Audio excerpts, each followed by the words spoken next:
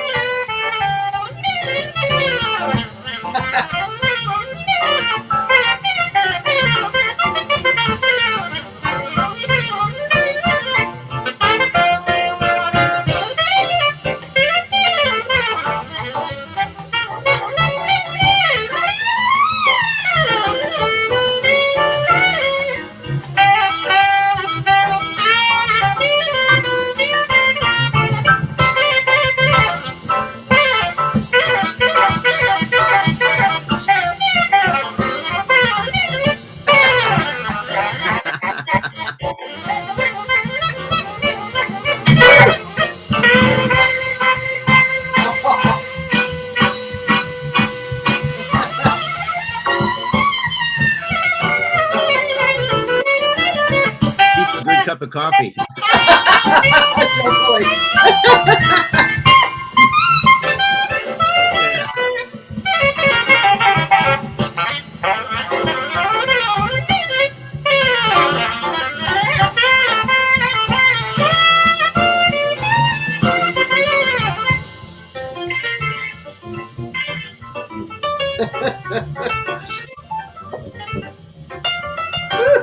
Yeah, Who's on Ernie. piano? That's Dick Heineman. Oh, Dick wow. Hyman. Dick Yeah. Hyman. Yeah. How about on bass? Bob Magnuson. Wow. And Cool. yeah, and there's a wild story about that. Oh, good.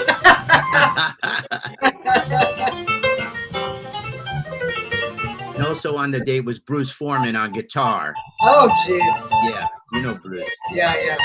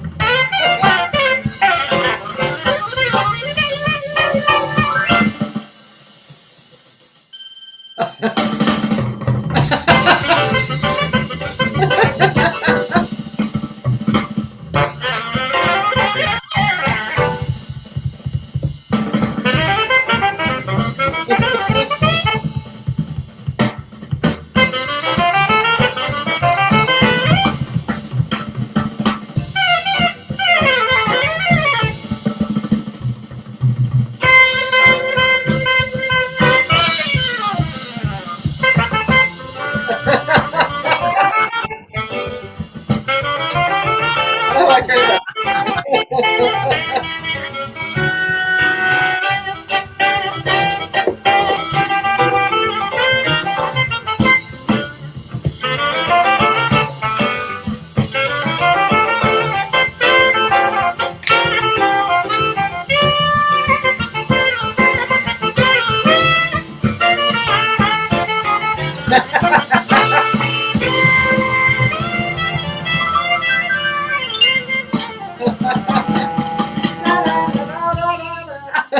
Oh, the picture. Yeah. That's wild, man. That's a great example of what I remember a lot of, of your playing. Just so solid and right there, man. Never, you never fall off the stool. Thank you, Cathy. Thank you. I'm so honored to be here with you. You're 12 o'clock there in the afternoon. What a ball this is going to be. And thank you so much for the invite, Cathy. Oh, you're welcome. You're the 101th. Man, I never thought I'd be able to live this long. 101 was my birthday was just yesterday, and 101, man. Was it actually yesterday? No. Oh. And I'm still almost 35, 40 years away from 100, so I'm cool. Oh, well, I'm so glad you're here, and I'm so glad we get to hang out. And Oh, thank uh, you. I mean, life is our life is so weird. You know people, and then you don't see them or talk to them. I mean, everybody does that, but we know Yeah, so many people, and we're just you know hi yeah, yeah. every now. We right before the coronavirus broke out, Kathy, my jazz quartet was on a 4-month contract for Royal Caribbean Cruises. Wow. And we left November 17th last year, and our contract was supposed to go through I think it was March 15th or so. It was like 4 months. I'm sorry, April 15th. It was a 4-month contract. But what happened was I had a cornea accident on the ship where after a show, we did 3 sets a night in a jazz lounge, which is beautiful, set Yeah. up like the Blue Note in New York. Wow. And my 3 shows a night, 6 nights a week for 3 months. So Wow. that's how I'm keeping my chops up nowadays. I mean, that's the kind of thing. Now, this ship was a mega ship. It was 6,000 passengers. So, the amount of people you meet and encounter and just interact with, a lot of our fans come out and take the cruises because of the fact that we'll be there. You get to hang out with them. But then to go from that to the coronavirus hitting where we have to be quarantined, it was like going from, playing every night, 6 nights a week at a high energy level. Then the accident happened, which actually kind of was weird because it signed me off the ship on medical 2 weeks before the coronavirus broke out. But like you said, we're not having the interaction with live people. And just like 4 months ago, we were interacting with 1,000 people or so a week, and many of them, hundreds, were friends. So to Yeah. go from that kind of energy Yeah. to stillness, and make it your own is a trip. Yeah. Yeah. That's really wild. Yeah. Wow. Well, how's it going? It's going okay. Right now, I'm back. My eye is all healed, so I'm good there. And the biggest thing I'm going through now as a producer of the Amelia Island Jazz Festival is it's a little stressful right now because I have a September 5th big band bash set up with my 17-piece orchestra. That's a fundraiser. And because of the whole thing with social distancing and everything, we're only able to do, instead of 8 people to a table, we have to do 4. And I think people are being a little hesitant, because of we're not sure in Florida here where we are if this thing is going to spike again. So I might have to postpone that date again. And then the October festival, have got John Pissarelli coming in, and Kenny Poplawski, and a whole bunch of great players over 8 days. And we're all, saying, I hope we can do it. I have a feeling we're going to get out of the woods a little bit, but who knows. So it's stressful right now, but it's okay. Yeah, I would think too that everybody involved would be kind of okay with taking less money too because of the situation. And I mean, it's either nothing or less money, right? Right. Yeah. Yeah. Yeah.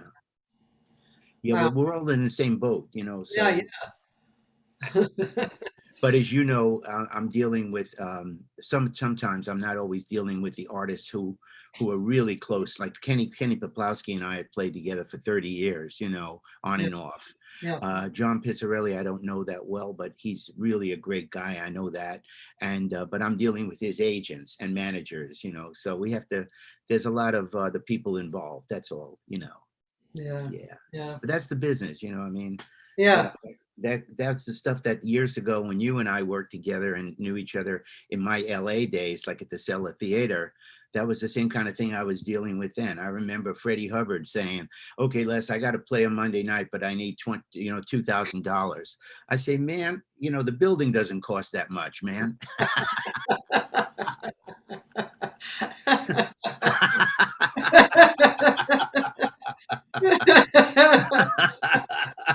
Oh God. That's the truth. That's the way Freddie would come back, and stuff like that. Oh God. So Les, where are you from? I'm originally from Brooklyn, New York. Yeah. Brooklyn, New York. I was born in 1946, and I'm 73 now. And Brooklyn was a crazy place to grow up in, Cathy, because it was kind of like all musics, all races, all fun, a lot of characters, real characters, including my mom and dad, which were my biggest, heroes. And then when I got into drums, I was 8 years old. We had moved. My father, by the way, I don't know if you knew this, but he was a plumbing and heating contractor. Because I get a lot Oh, of I didn't know. I get a lot of questions when I do a talk on cruises and jazz festivals about my life in music. So they say one of the questions is, were your parents musicians? As most of us had some kind of a link to our grandparents or our parents being musicians. Well, my dad was a plumbing and heating contractor, but he was very successful. He had 47 plumbers working for him, and he Wow. had big accounts in New York, like Woolworths and all that. And he owned a building which I was born in, on Knickerbocker Avenue in Brooklyn. So when I got into drums, and I'm also a junior. My dad's name is Lester, Les short. And when I got into drums, I'm practicing like crazy, and I had to organize a kid group by the time I'm in high school. The phone would ring at my house, and my mother would answer the phone, and the caller would say, "Is Les there?" And my mother used to say, "You want the plumber or the drummer?" You know?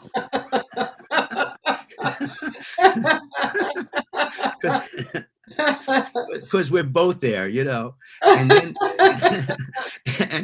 and then we had a little phone, telephone right behind my drum set. So she'd write a note for me. When I'd be in school, I'd come home from high school, she'd say 48th and Broadway, 8:30 p.m. So I'd run there with my drums thinking I had a gig, and I only found out that was for my dad. They wanted like a pipe installed, or a water heater installed or something. So he'd go to an address that my mom would scribble down. They say, "Wait a minute, man, this is a wedding. We thought we hired a 5-piece band. We don't need a plumber." So, Oh God. so it was crazy, but I but hope we were. that problem must have gotten straightened out somewhere along the Oh line. yeah, it got straightened out fast. Sometimes I got extra gigs from it, and sometimes he got extra plumbing gigs from it. So it was cool. Hey, Roland Askeruns is on, and he said, "Hi, Les. Remember Mrs. Fitzgerald from Newtown High?" Oh my God, yes, yeah, sure. Yes, I do. Hi, Roland. Thanks for checking us out today. Yeah, Uh, yeah. yeah. And also Anthony Cucina, he said, "Hi, Les. Long time since we first met in New York City at the Vanguard watching Jack DeJohnette." Wow. Okay. Well, that's not bad company. Yeah, that kind of led to the jazz clubs, Cathy, too. Like, because when I got into drums, my teacher was a guy named Bob Livingston, who he studied at Rochester at the Eastman School of Music. Yeah. And he also had something to do with Steve Gadd's early development, because Steve came out of Eastman. And he turned me on to jazz. By the time I was 10 years old, I had Charlie Parker records and Ella Fitzgerald, all the classic stuff. Yeah. And he would incorporate that in my drum lessons. So by the time I was 14 and 15, I wanted to go into Manhattan, and Bob asked my father to take me to hear Lionel Hampton. I don't know if you know this story, No. but so I go to hear Hamp for the first time. As a matter of fact, the first time I ever been to a jazz club. And there's at the Metropole Cafe, Cathy, was on 48th and Broadway, and it was a long bar where the whole big band had to set up in a line, a row. It wasn't the traditional saxes, trombones, trumpets. Huh. So we were about maybe 10 feet from Hamp. We got there 2 hours early to get the best seat in the house, my father, and he'd never heard live jazz either. Oh, wow. So I had heard the records before, but I never heard live. So when Hamp came out and he started to play, I think his opening tune was his theme song, "Flying Home." Yeah, yeah. And swinging like crazy. Yeah. And my mouth went from this to, I mean, I couldn't believe it, man. What I'd heard on the records. Here I am seeing Hamp play, sweating like crazy, and wailing, and the tightness of the band and the choreography with the horns. The whole thing was so exciting. So what happened was, after the set, I was just like in shock, and my father left the table and he goes up to Lionel And he says, Mr. Hampton, my son is a drummer over here. He's like 15. Is it okay if he sits in with you the next set? So Lionel says, no.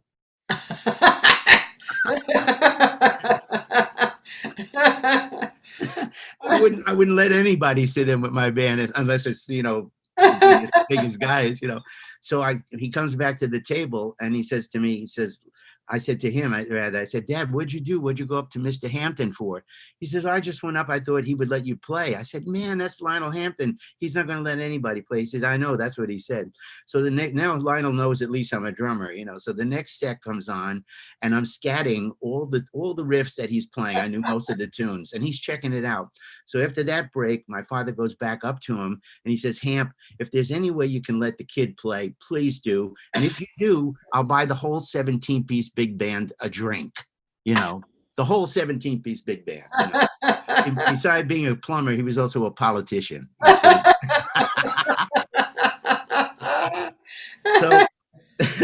So Ham says to my dad, he says, I'll tell you what, Pops. He says, you wait till the very last tune of the night. It'll be about 1:30 this morning. I'll let the kid play one tune, the last tune. So by that time, there's about 100 people there. Originally, there was about 300 people, So he calls me up and he says to me, okay, Les, what do you want to play? And I said, well, Hamp, how about your arrangement of How High the Moon? He said, you know it? I said, yeah. He said, what tempo? I said, any tempo you want, So he kicks it off like boo doo doo boo dee ah shoo doo boo bee ah shoo boo boo dee ah doo doo doo bee swinging like crazy. So I'm taking care of business. Then it comes to the shout chorus. Ba ba da da ka-doom boom. Ba ba da da doom ka-doom. Ba ba da da doom ka-doom. Ba ba da. Now drums got to say doom tika bak tika goom goom tika bak tika boom tika bak tika goom goom tika ba da tika da tika da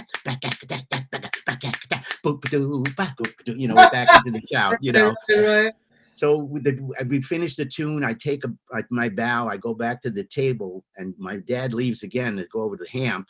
But Gladys Hampton, his wife, comes over to me with a cocktail napkin and a ballpoint pen, and she said, Les, Lionel, like you're playing, just in case we ever need a sub, give us your number. So, wow. and I did get to play some weekends with him at the Steel Pier Oh my when I God. was about 17 years old. Yeah. Oh my God. But the coolest thing, Cathy, was my dad goes up to Hamp and he says, Hamp, how much do I owe you? That was great, man. How much do I owe you to buy the whole band a drink? And Hampton says to my father, he says, hey, Pops, that kid can play. Forget the band. Buy me a double.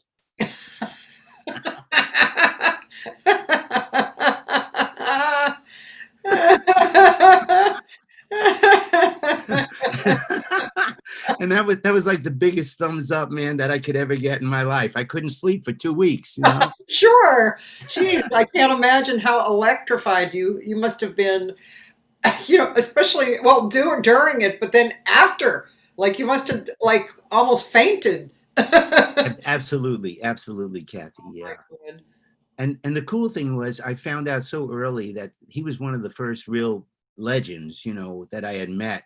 Yeah. But then later, I also got to sit in and meet, of course, and then sit in with Gene Krupa. Henry Red Allen made a big influence on me. I sat in with Coleman Hawkins once, I mean, just to say that I actually played and felt those guys on the bandstand is so important now, because it's one thing to listen to the recordings. It's another thing to feel that whole, the way these guys were. They were such characters and such great people, including, of course, my boss of 12 years, Harry James, which got me close to Buddy Rich and all the other icons that I played with, Tony Bennett, Sinatra, Yeah. Wow, it's really great, man. Let's see.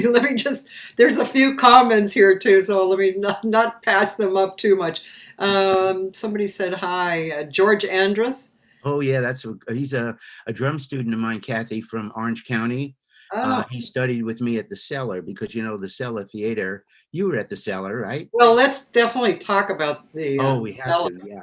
Yeah. So he's the drum student. When we get to that, I'll tell you that was a combination of workshop and a performance space, the whole thing, Yeah, that was very hip. Let's see. Oh, Roland just said you could listen to live music from the street at the Metropole.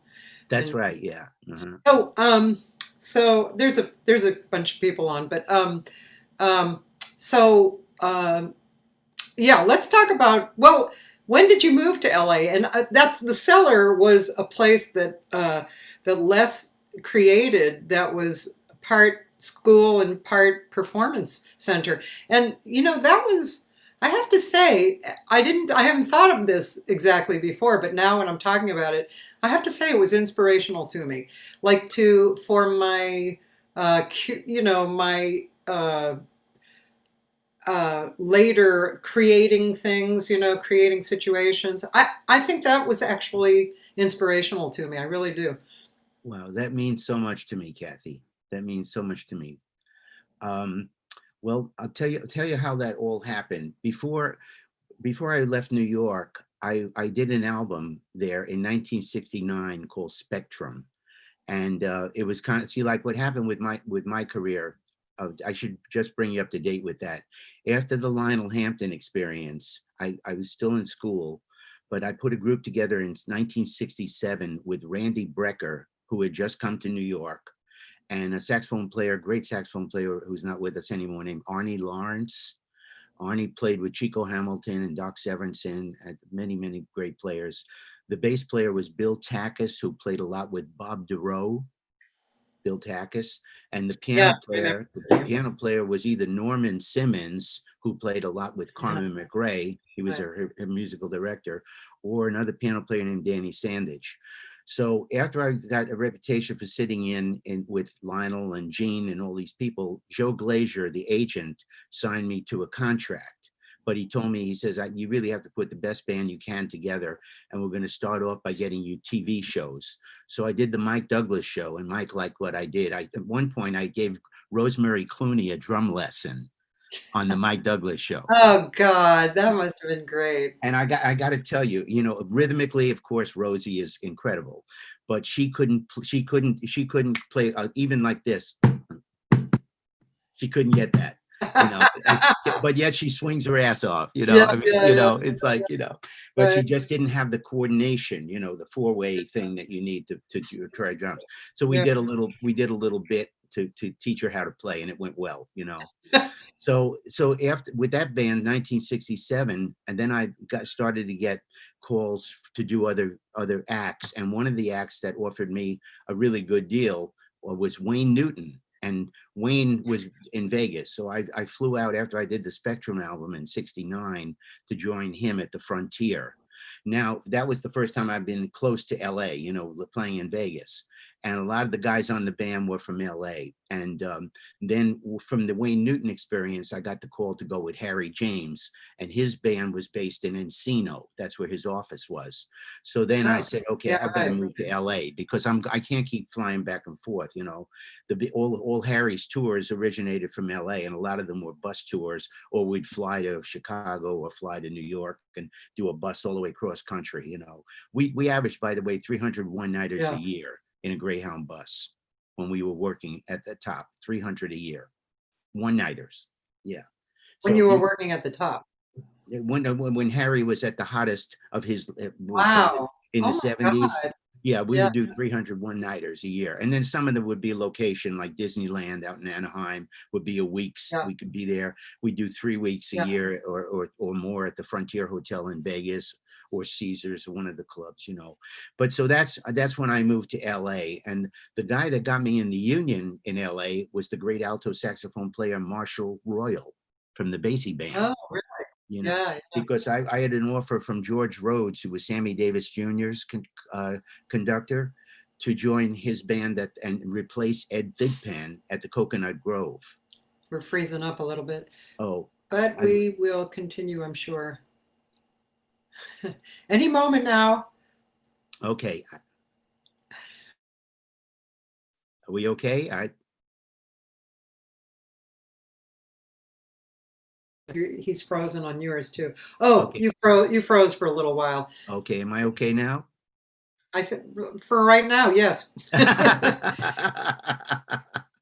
Okay, so just to finish this, Kathy, that when I got with George Rhodes's band, we were playing at the Coconut Grove. I really wanted to, even though I was with Harry James's band, wanted to keep Oh something my. going in LA in the fusion groove. So I started Transfusion with Joe Roccasano, the great saxophone player. And we Oh, started at yeah, Shelley. Transfusion. Oh, I forgot that Joe Roccasano was in it. Yeah, yeah, he was my first. He was actually a co-leader with me in the very first band when it was 12 musicians, and we played at Shelley's Manhole every Monday night.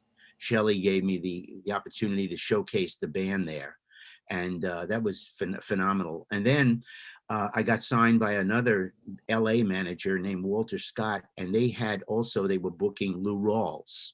So I did some things with Lou Rawls, and Oh, when I saw the Cellar Theater come up for sale, because I was living in Silver Lake, and I would drive by the Cellar Theater every day going to my gig at the Coconut Grove on Wilshire, and I said, man, I'm going to look into what it would take to rent that building. So I didn't have a lot of money in those days. I made a lot of money, but I was spending it like crazy. I was a wild man. So I asked Lou Rawls to back me on it, and Lou wrote me a check. He says, "Here, man, go in and get that thing, because once you get that, you'll have a place for my band to rehearse." And because I oh, was wow. playing some gigs with him too. So Yeah, that's yeah. how I got the Cellar Theater, and that was 1972. Yeah, Wow. Okay, so 72. Yeah, and let's see, I got here in 75, so, or right. 76, 75 or 6. So it was already working pretty good by then. How Yeah, long did yeah. that last? I kept it until 1983. It had a long life, a long life. But the way it kept I was able to sustain it, Cathy, was I rented it out to a lot of the theater groups. Like I rented it out to the Ace Trunking Company, the Committee, um, Howie Shore. These are famous comedians. Jane Curtin. You remember Jane Curtin? She would rent Yeah. it out, and they would have workshops during Huh? the week. But in order to afford that Cellar Theater too, my girlfriend at the time, Marlene, who was super organized, a lot like my wife Bonnie now, just helped me run it, especially since I was still doing that kind of intense schedule on the road with Harry James. And on top of that, I was doing 50 drum clinics a year. So every time I'd be in a town with Harry at night, I'd book a clinic in the afternoon. So it was total insane scheduling and pacing. But the Cellar, I lived in it. I had like a loft, and it was inspired by Sam Rivers, who had a similar situation in New York. And Sam's place was called Studio Rivby, Oh, down in the Village. So I said, man, okay. that's what, if I could create that in LA, that's the way to be able to live in it. I'm on the road so much anyway. And also, kind of manage it, own it, and also bring in great musicians to play and have my band play there every Monday night. And that led to recording Transfusion and a whole bunch of other gigs, and meeting you. That's how, Wow. yeah. Yeah, yeah. Wow, yeah, the Cellar was a really hip space. It was great. Um, yeah, it was kind of like a black box theater, really, right? Yeah, It it was was. what they call a black box theater. Yeah, and yeah, Tad Weed was that's Oh, I don't man. know if I met Tad there, but I mean, he was your guy, right? Yeah, Piano on yeah. piano. Yes, yeah. The piano players like were Milcho Liviev, of course, was in the first band. Robbie Robinson with his brother Rex Robinson. Robbie played piano, and Yeah, he's still out there doing great. And then I had Dave Benoit in the band before, when he first got to LA, David Benoit. And then I had Eric Marienthal in the yeah, band for a long time. He went on to be a great, solo artist. So it's, yeah, it's just all these, when I yeah. see all the guys that came through there. Do you remember John B. Williams, the bass player? John B. Of course. Yeah, yeah. Well, he and Benny Powell, trombone Benny Powell, they would do projects there all the time.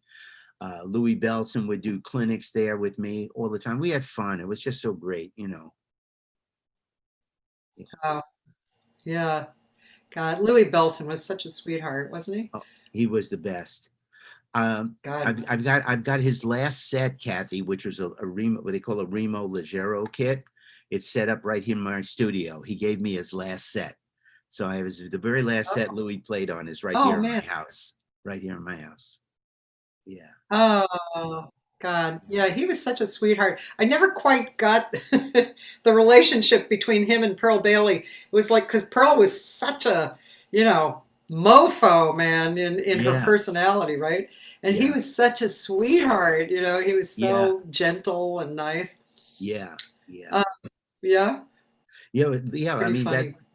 but they're both, they both came out of the, almost like the big band era, the era in vaudeville in a way, going back as far as Pearl, so she's got that kind of real fast sense of humor and tough as nails kind of personality when she has to be, just like just Yeah, say yeah.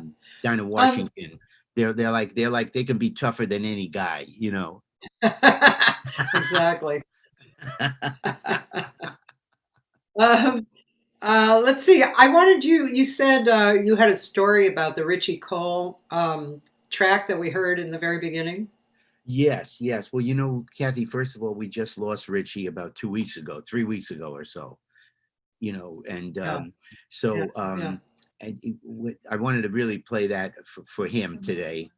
And what the album was called Hollywood Madness, and that was recorded I think around 1975, and we did that with the guitarist Jay Graydon, who's another LA heavy, and Tim Hauser Yeah. from The Transfer produced it, and Richie asked me to play on Oh, it. But we were playing gigs. I was also going on the road with his Alto Madness Quintet with that same band. And when he wanted to do Hollywood Madness, he was also living with Brenda Vaccaro, the actress. He was actually into a real serious relationship with Brenda Vaccaro, and we used to play. oh, Do you remember Carmelo's out there? It was kind of, absolutely. yeah. Well, so we'd be playing Carmelo's with either my band or Richie's band in it. Either Richie would be in my band or I'd be there with his band. And I remember Brenda Vaccaro came in one night with Jack Nicholson, and they were just in the back digging everything. And I said, man, this is just too out, man. This is like. So and Jack was very cool, loved jazz and hip, of course.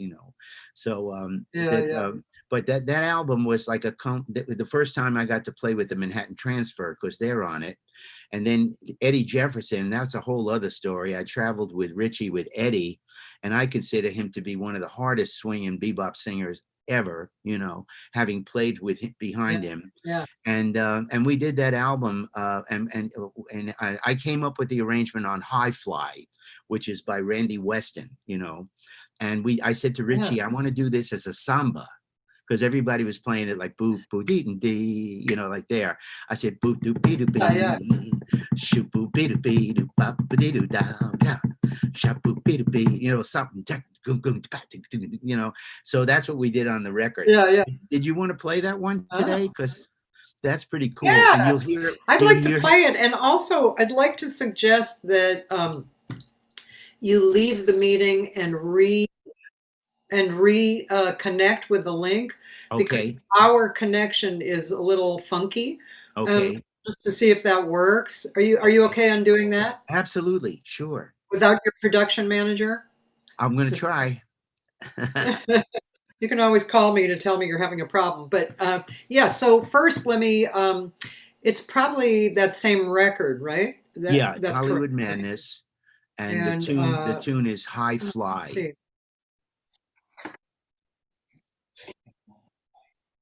Okay, so Hollywood Madness High Fly. Yeah, I Is think I, it I think H-I, is it H-I-G-H or H-I? yeah, High.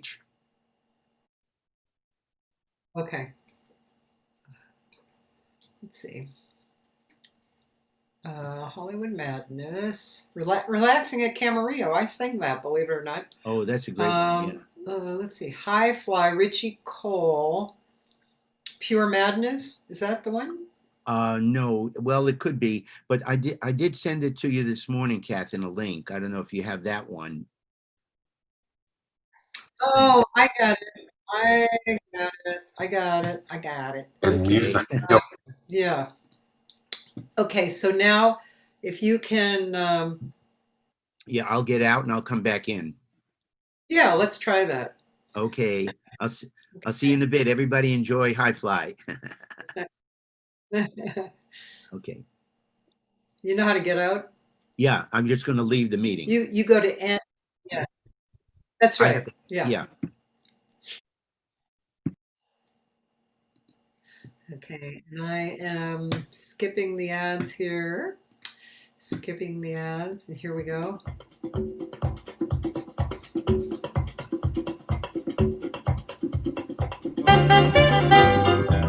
That's cool.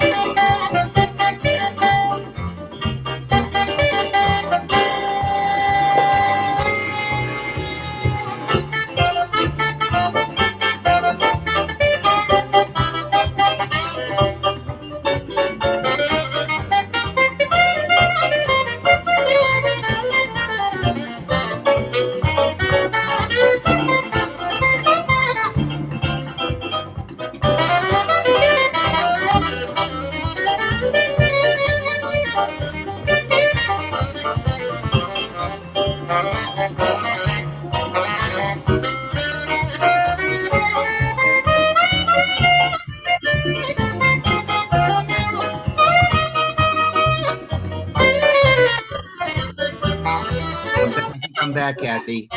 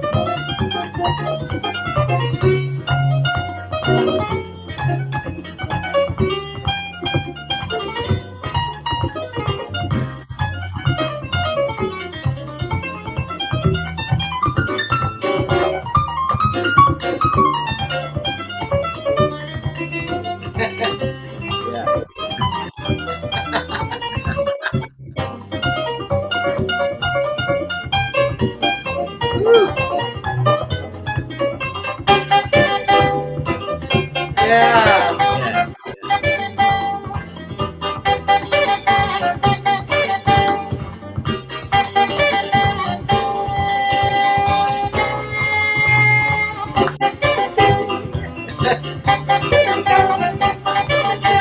Yeah. Yeah. Yeah.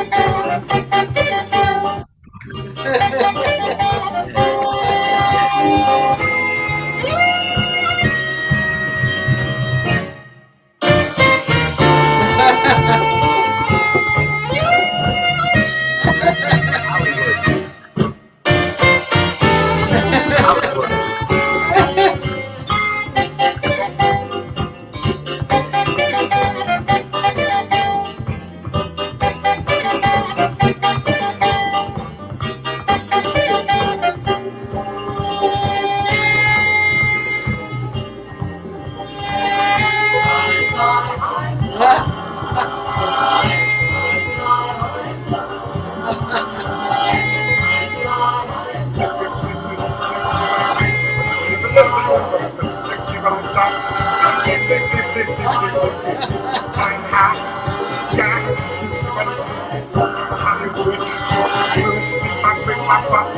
Hollywood.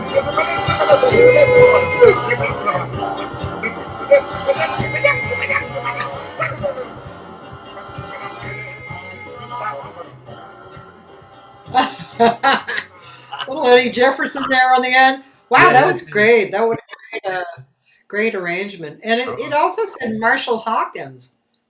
Yeah, yeah. That now Marshall's on every track on this album except the Hooray for Hollywood Oh, track, the one that we interesting. opened. And that's a story.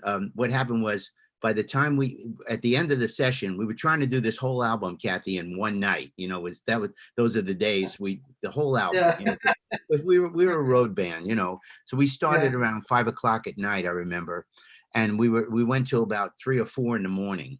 It was a long, long session with some Ah, breaks. yeah. And then Richie, at the very end of the session, he says, Les, I want to do Hollywood Madness. Excuse me, I want to do Hooray for Hollywood now. And I said, Richie, man, the guys are fried. They're fried, man. We've been going since. He said, well, let's go for it. So we did it. We tried it anyway. But Marshall was so tired, it just didn't. It didn't lock. Yeah. So I said to Richie, I said, I got him on the side, and I said, Richie, let's come in tomorrow, and I want to bring Bob Magnuson in for this cut because that's his thing, playing that fast. He would, it would, Yeah. he'll be fresh. So we came in the Yeah. next day about noon, and we just did the track that you opened the show with, Hooray for Hollywood, and we nailed it in one take. We were probably out Oh, of there by 12:30. You know. yeah. So Marshall's on the Ah, whole album except that's that one. wild. I'm sorry. Yeah, I worked with Marshall in Idlewild a few years ago. Oh, great. He's kind of a mentor there. He has a whole building named after him, and he's been Oh, there for a while. And yeah. yeah, he's very well loved as a teacher. Oh, he's a great, great musician. Great guy. Great guy. Yeah, Love playing yeah, with him. Yeah, yeah. Kathy. Wow, interesting. Yeah. So, wow, that was great. I loved that. And we have a few more comments or questions. George Andrus said, hey, Les, Jay Graydon's dad, Joe Graydon, booked a band I was in during the mid 70s that was led by Mike Maloney. Yeah, yeah, I know that. Yeah, and I knew Jay very well. Jay Graydon, Kathy was a very big producer. I'm sorry, Joe Graydon. Joe Graydon, that's his father. A Yeah. very big producer, and he did a show that he asked me to do with Helen Forrest, the great Oh, jazz big band singer, and we went on the road with Helen, and it was called the Big Broadcast of 1944, and we went out on the road with that, and I led a big band for them for like a tour or two. Yeah. So Jay yeah. Jay Graydon Yeah. comes from serious roots there. Yeah. That's cool. Yeah. Um, I have a drummer friend, Andrew Schermerhorn. He would like you to talk about Joe Porcaro if you have. Oh man, we Yeah. all called him Skinny. I don't know if you all knew that. Did you know that? That's No, his nickname. no. Oh Yeah. man, I knew Joe. First of all, rest in peace, Joe. We all loved Joe Yeah. Porcaro so much. Yeah. When I first got to LA, Kathy, the drummers, drummers always have this like brotherhood of the drums kind of thing, and we had the professional drum shop on Vine Yeah. Street opposite the Musicians Union as the main hangout. It was run by a guy named Bob Yeah. Right Yeager, across from the right across from the yeah. Union. And I first met Joe in the drum shop, and I think it was Emil Richards who introduced me to Joe, and oh man, that Yeah. must have been like when I first got to LA. So I probably met him around 72, something like 71, 72. And we'd been tight, and I knew Jeff also very well, his son. But Joe, I saw Joe at every NAMM show, I think, that I went to in LA. He was there every year usually with Emil. They were like, tight, real tight. They were, the reason why Joe came to LA was because Emil Richards convinced him to leave Connecticut to come out there and get into studio work, And he said when he got out there and he saw that Emil in those days had like a 9 o'clock session call for like say a movie, and then he had a 12 o'clock jingle, and then he had a 3 o'clock other session, and then he had a Sinatra session at Capitol at 8 o'clock. And that was his normal day. His book was like that. So when Joe saw that book, he said, "Man, I want to come out there. The action's there." And of course, being the great musician that he is, he just came out and got into that, and played jazz gigs, played studio gigs, even played rock gigs, whatever he had to play, he played, I love Yeah. Joe Porcaro. He'll be missed. I know. I when I heard that he had passed, I felt okay only because Barry Zweig had passed a few months ago, and I felt like they were probably hanging out somewhere. Uh, yeah, you yeah. know, same kind hearts, and actually, I saw Joe and Emil both at a tribute that we did for Dave Mackay last year Oh, at the wow. LA Athletics Club. Oh, This bass player, Dave Ross, has created this gig for several years, probably 5 years or something. uh-huh. And we decided to to honor Dave, and that was probably the last time Dave has come out and played with other people. Uh-huh. 'Cause he's he's definitely going through a heavy aging process now. Yes, yes. I remember Dave Mackay, Kathy, from the early days in LA when he was with Don Ellis, you know. Yes, I've had a lot of talk about Don Ellis. There's a writer who writes for the LAJazz.com here, Tom Meek, who knows a lot about him. And then also we talked with Ralph Humphreys about a week ago. Ralph Humphrey, Oh, sorry. And of course, he was with Don Ellis for a oh, while. Ralph is an incredible musician. First of all, anybody that could play with Don Ellis had to be so on their toes to know how to negotiate those time signatures. Yeah. What Harry James told me about Don Ellis. He said the only thing Don Ellis ever played in 4/4 time was take 5.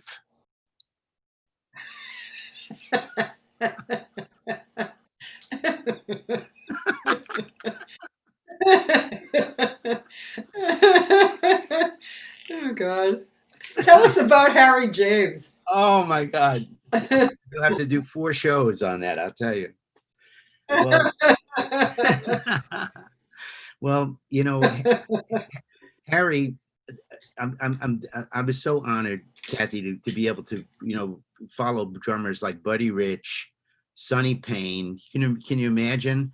And I was 22 years old when I joined Harry James's band, And what happened was Oh, in a few years prior to that, when I had that group I mentioned earlier, Sound 67, the agent who was yeah, my agent, Willard Alexander, was also the biggest big band agent. So he was booking Duke Ellington, yeah, Basie, Harry, Woody Herman, Buddy Rich, Stan Kenton. All those bands were on the road at that time. So I yeah. opened up for Harry James with my own band called Sound 67 at the Riverboat. So the first time he ever saw me play I was a leader. So he saw that the way I led a band, and I definitely had and still do have a big Buddy Rich influence, so I had that whole chops and aggressiveness on the kit, and he said to me, he says, if we ever make a change, kid, I might consider calling you to be my drummer. So years go by, 2 years, and I told you I was with Wayne Newton, and then Harry called me one night, and he said, and in the Frontier Hotel at midnight, I remember the call like it was yesterday, and he said, Les, this is Harry James. He says, I want you to be my drummer starting tomorrow night. We're at Reno at Harrah's. I said, wow, Mr. James, that's great, but I'm with Wayne Newton. I'm in the big room. His shows are sold out. He says, you call Wayne, you tell him you're going to take Buddy Rich's place. He's going to let you go. So I called Wayne, and I got a drummer named Joe Cucuzzo, who used to play with Tony Bennett, another drummer from Tony's, Yeah. And Joe played my gig with Wayne Newton, and I joined Harry. So when I joined Harry, Cathy. Wait a minute. Wait a minute. Wait a minute. I have to know what Wayne said. Oh, well, he first of all said, Les, you have my blessings to go, but not until you get a sub of your level to play my gig. Because, I mean, he was sold out, Cathy, in Vegas. There were lines over casinos, So I thought I hung up at about say now it's 12:15 at night, and I called Joe Cucuzzo in Jersey, and I said, Joe, I'm sorry for the late night call, but I'm really in a pinch here. I have an offer to go with Harry James to replace Buddy Rich, but I need a drummer to cover me with Wayne Newton. And he was with Tony Bennett at that time. But the funny thing is, Cathy, in that period of time, Tony was only working about 3 months a year. He was not he didn't have that resurgence yet. So Joe had a whole lot of time off. And that's why he could help me out and come out and join Wayne. And then eventually Wayne got another drummer. But I stayed with Harry for 12 years, right up until his last date. And we did the King James version, the Sheffield Lab sessions, direct to disc. And one of them got a Grammy Award, the King James version, for him right before he passed away. But Harry was like a second father to me, I mean, he told me how to play in a big band. And I sat right behind him in the bus, and I asked a lot of questions, I knew also when to give him his space, because he barely spoke to anybody on the band, but I would just reach around my seat and I'd touch his arm and I'd say, Harry, I have a question. Can I please come up and sit with you and ask you this? And he used to call me Lesto, Lesto. He said, come on up, Lesto. He had a nickname for me, So I'd sit up there with him, and he used to drink, so he'd have some like Beefeater's gin, or he'd pour a little shot for me or something. He said, what's on your mind, man? That's how all the big band leaders were, So I said to you, when I play the chorus on like Shiny Stockings, you want me to open up wide, or you want me to hold back a little bit, and then he would spend a half hour, man, telling me exactly how he wanted it to be done, And then once he would take that kind of time, and then once I played it the next night, he'd turn around and he used to come up to my bass drum and do this. He'd go pap and just snap the bass drum with his finger like that, and that was like that's like getting a raise, man. I mean, that was like the hippest stuff,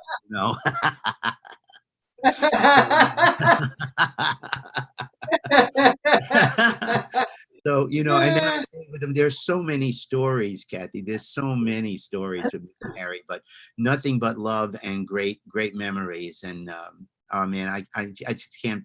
I'm so grateful to have that opportunity, and also to be making that kind of money. That's really what afforded me to have the Cellar Theater. I could only have that if I went on the road with Harry to make a really decent paycheck, like I was. Buddy Rich, by the way, was the highest paid drummer in the Guinness Book of World Records from his being a sideman in Harry James's band.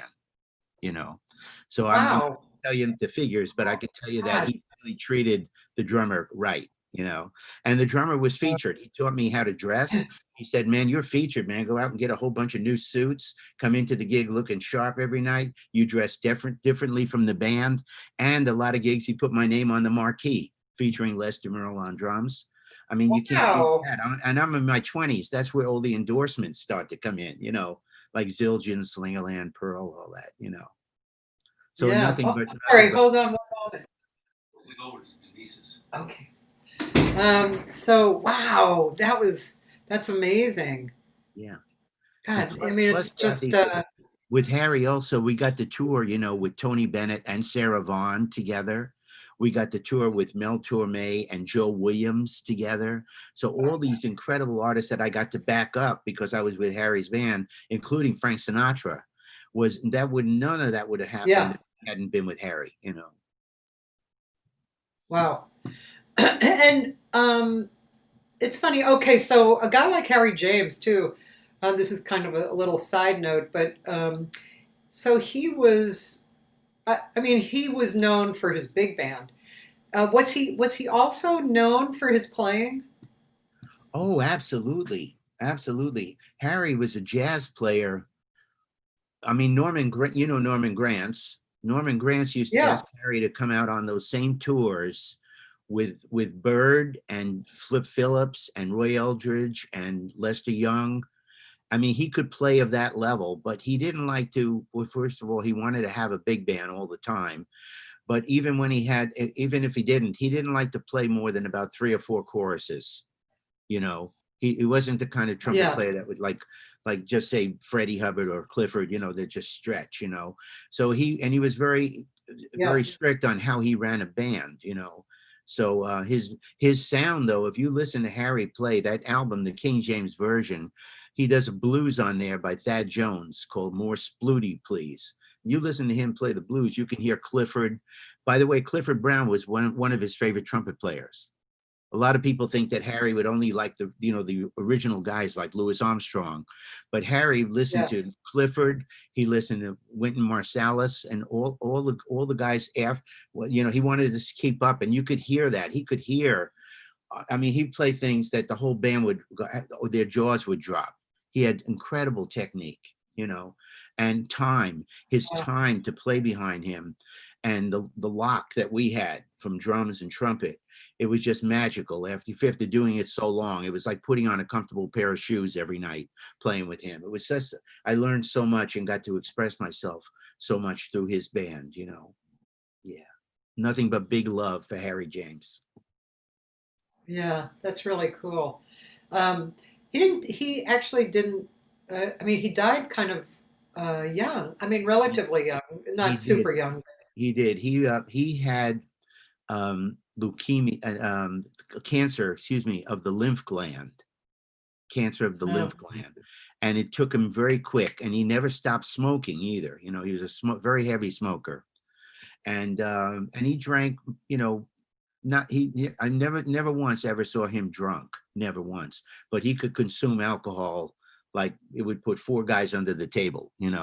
And he that was his pattern. He was just comfortable having several drinks a day. But yeah. never. Yeah, that was it. So I think that took him early. He died when he was 67 years old. 67. Yeah, yeah, Way too yeah. young. That's my age, so it's like, yeah. I mean, it's relatively young. It's not super young, but it's not 89. That's for sure. Maybe we could hear something, Yeah. and or watch something, huh? Yeah, let's watch something, Kathy. Yeah. What's easy for you to play that you have up there? Well, I have your.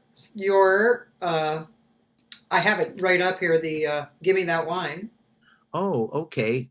That's kind of wild because Or no, that's fine. That's yeah. fine. Um, can I talk about that for a minute? Okay. Yes, you can. I have to just go turn the air conditioning down. Okay. I'll explain it while you do that. Do you mind starting to talk? Yeah, No, I'll leave the door open so I'll hear you. okay. I'll Yeah, go explain ahead. it. So this track, ladies and gentlemen out there, is a track where I'm not playing drums. A dear friend of mine and also a former student from LA, Joe Dorenzo, is playing on this tune. And the tune is called "Give Me That Wine." It's a John Hendricks tune.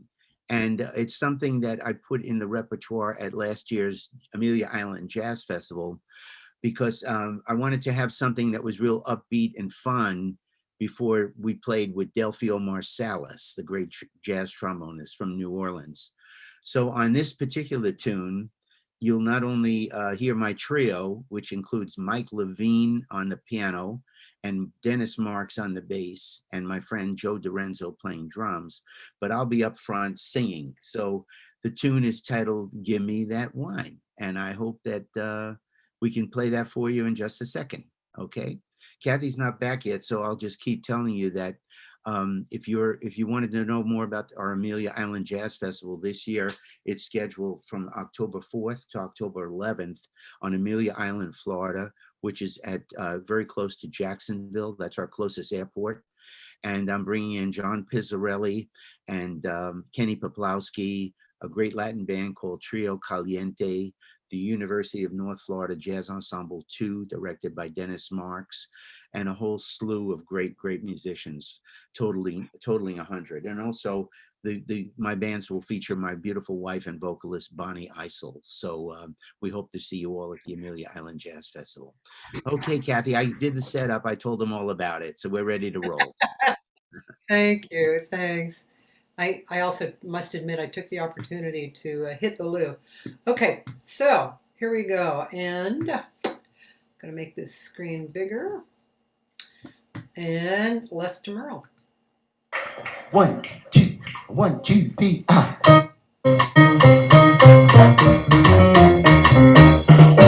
My wife got tired of me running round, so she tried to keep me home. She broke my nose, hid my clothes, but I continued to roam. Then one day she found my secret. She tried to throw my bottle out from the basement to the rooftop. Everybody could hear me shout, give me that wine, unhand that bottle. Give me that wine, unhand that bottle. Give me that wine, unhand that bottle. I can't cut loose without my juice. Wait a minute. Stop the music, guys. Stop the music. Now, ladies and gentlemen, I forgot to tell you, this is a sing-along. See, this is a sing-along. And what happens is, when I say, give me that wine, I need you all to say, unhand that bottle. I mean loud, raise your hand. Because, see, winos don't give a damn about tonality. Winos don't care if you're in tune or out of tune. You just have to shout and express yourself, you know. So it's kind of like a sing-along with Mitch. Your name ain't Mitch. Yeah, but my father is Mitch, so...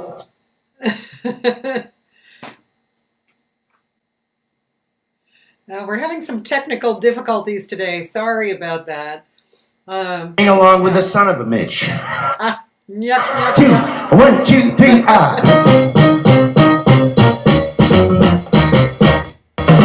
One day while crossing the avenue, a big car knocked me down.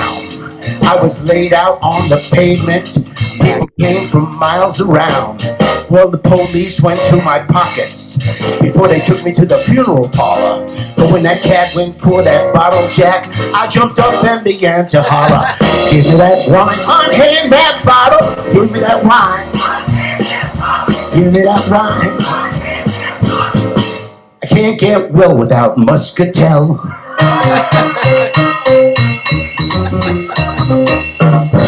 Then one dark and dreary night, I was staggering home to bed. A bandit came from the shadows. He put a blackjack upside my head. He took my watch, my ring, my wallet, and I didn't make a sound. But when he reached down for that bottle, you could hear me from miles around. Give me that wine. Give me that wine. Give me that wine. Beat my head out of shape, but don't steal my grape.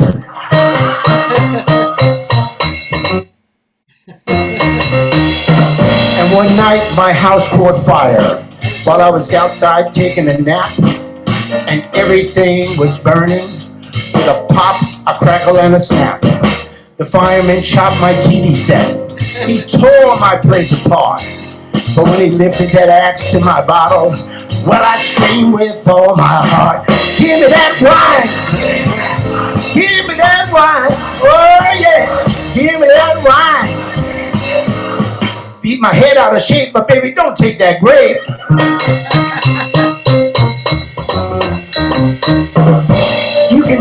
those Hollywood glamour girls, Greta Garbo, Beyonce, and Lucille Ball.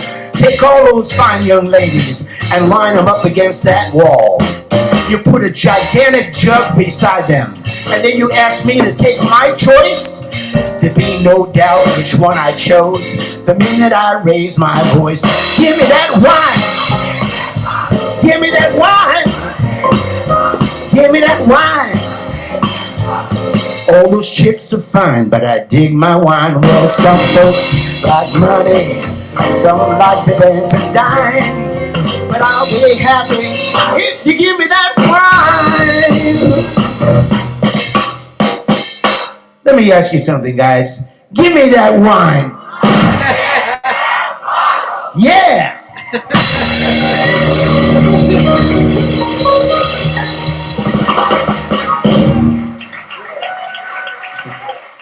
That's fun, man. Must be fun to be in your audience. That's great. Yeah, that's cool. Let's see. I have a few extra comments. One person thinks that you should write a book, and she would buy it. Okay, well, I'm in the process of doing that right now, Cathy. I've actually started. I'm working with a great writer named Kent Wallace, and we're working on it right now, and it's all going to be documented. The cool thing is, with these cruise contracts that we've been doing since 2006, every cruise I do a presentation called My Life in Music, and I kind of tell the whole story, from the Brooklyn days all the way up to what we're doing now with the Amelia Island Jazz Festival. So it's all pretty fresh in my mind, all the different chapters. But and I've got tons of photos, thank God, to document the years, with Harry and with Wayne and the transfer, and my early photos with my folks, my family. My brother Larry is 3 years younger than me, so he'll be in the book, but yeah, I'm working on it. Yeah. Cool. You know the title yet? You know the title yet? No, I don't have a title yet. I don't have a title yet, but it's going to be something crazy. It's not going to be the norm. Well, it looks like you have some great pictures on the wall list. Oh man, this is my office, Cathy. Yeah, I've got some great photos. There's over 100 of them in the office here, and it goes all the way around. Let's see what's behind me. Right behind me, there's one with David Sanborn. There's one over here with Tony Bennett, with Jerry Lewis while I was doing the telethons with him years ago. I've got one over here I love with Sammy Davis Jr., where we're doing a show with Sammy with Harry's band. And, and then, of course, I've got one with Buddy Rich and Al Jarreau and Delphio and Mindy Abair, the young saxophone player, girl saxophone player, and Buckwheat Zydeco, all people that I've had encounters with, yeah. Cool. Yeah. Let's see. Let's see. Dennis Marks from Florida. Oh, that Dennis was on that track. Dennis was the bass player on that last track. Oh. Yeah, he's my. Oh, there you go, Tanya. Yeah, my friend Tanya Grubbs, who's from Pittsburgh, she said that she said Dennis Marks from Florida? Question mark. Oh yeah. Yeah. Did Dennis have a question, or did Dennis send in a question? Tanya actually. Tanya's on and she said Dennis Marks from Florida. So yes, I'm not sure why she even said that, but maybe you mentioned Dennis. Yeah, I did. Yeah. Anthony Kushina, he said, would you talk about any current technology set up at home that allows you to communicate with the world? I'm not sure what he means. I'm currently doing yeah. Well, I'm currently doing Zoom lessons, drum lessons virtually. And I also next week I'm going to try a summer camp where from 1 to 3 in the afternoon on Monday, Tuesday, and Wednesday next week. I'm taking students that'll be in a Zoom session, So I'm using Zoom, Cathy, as much as I can. and I have a studio here in my home. So my drum set is outside in the studio, which is a converted garage, and I have it. It's pretty cool. It's not as high tech as but it works like what the kind of thing we're doing now, or it works as Yeah. long as the guys on the other end of it know how to get to zoom and how to get the sound levels right, especially with drummers. When you're playing drums, Yeah. sometimes it can really freeze up because of the amount of volume. Yeah. Yeah, Yeah. Yeah. yeah, Interesting. yeah. Well, Let's see. Yes. Let's see. Since you're in Florida, have you worked with musicians from the Fort Pierce Jazz and Blues Society? I think I have, but I don't remember their names. But I know that society very well, and a lot of them come up to our Amelia Island Jazz Festival, and we have jam Uh-huh. sessions. And I'm sure that I have played with some musicians from down there, but I Yeah. don't remember their names right now. Yeah. Okay. And also, there's a question: who are your favorite singers that you've worked with, or Oh some my of them? God. Well, Kathy Siegel's one of my favorite singers. Yeah. I remember, speaking of that real quick before I mention the other singers, Kathy, I remember when we played a few gigs together, Absolutely. and I remember how great you sounded and how great it was to play behind you. And of Oh, course, your vibe was always so beautiful, just like you are today. And thank so you're you. one of them. And of course, my wife, Bonnie Isel, is a great singer.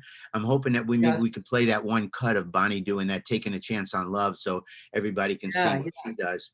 But in the beginning, I'll tell you, I've always had a real empathy for singers. A lot of drummers don't really think about, they have a soft ride cymbal and they have a different cymbal. But when I'm playing with a singer, like if I'm going to play, when I played with Tony Bennett, I knew that I had to use a different ride cymbal for him than I would say playing behind Joe Williams. You see, it was just Yeah. the Yeah. timbre of his voice and the dynamics of what he wanted. So I would change cymbals, and so I was always very tuned into singers, and then later, especially when I never studied singing myself, I just have fun doing it. I just did it as a fluke, but it's a fun thing to do, and I've done it now on a bunch of CDs. So I have, since I'm doing that, I have more respect for what you guys, the real singers, do. It's incredible. So, and it's so beautiful to express lyrics. I mean, there's nothing like it, and so I really have a compassion for all singers. And my favorites, I would say, I love playing with Helen Forrest. I love playing with Tony Bennett. Playing behind Sarah Vaughan, even though it was only for a few tunes, just a few. I played Send in the Clowns with her, and Yeah. that's one of the slowest tempos I ever played in my life. Boo da da da, 2 da da da da, 4. That's only one bar. By the time you get to bar 8, you could go and take a vacation and come home again. You know what I mean? you know. So those, and let's see who else I love to play musically, as far as singers. Oh God, there's so many of them. Josh Hanna was one. That track, if we get to No, play we that. should play Josh, that. Yeah. Yeah. I mean, Yeah. that Josh was one of the greats. Eddie Jefferson, I love working with Eddie. The Manhattan Transfer, all of them are great singers, and they all could do solo gigs, and they do solo gigs. We just had Janet Siegel at the Jazz Festival the year before last. Yeah. Oh, cool. Yeah, with her, Yeah. she has a Brazilian trio called Hikenche Trio. So I booked Wow. them with her. She's the only vocalist except for Nani Assis, but she does most of it with the trio. So those are some of my very favorites. But I have a ton of, I could mention singers that I didn't play with who are my absolute favorites, like Jackie Paris, Shirley Yeah. Horn, Yeah. a lot of them unsung heroes, like Jackie Paris to me was way up there. Hardly anybody knows him. If you don't know Jackie Yeah. Yeah. Paris, check him out, man. Unbelievable. Yeah. Yeah. Yeah. He's, That's if right. That's true. Ruth Price out there, Sure. Ruth Price, Sure. Jackie Sure. Paris is her favorite singer. she still uses his opening on Skylark. Every time she sings Skylark, he did the original, this little ascending line, ba da da da da da da, and she cops that. She says, that's the only thing I ever stole from anybody. I stole that from Jackie Paris, and that's staying in. Yeah. So I hope that answers the question. Yeah, I'm sure it does. Let's see. Do you know someone? He's asking about Edward B. Strait's System Lesson book. Do you know that book? I do know that book. Yeah, not too well, but I know of it. I think I have it here. Yeah. So that's all I can Okay. say about that Yeah, one. Yeah. I think it sounds like the way you wrote the sentence, Mark, is a little interesting, but I think you're looking for a copy. Is that what it is? Maybe. So anyway, um, anyway, Tell him so to go to a bookstore. This is a live interview.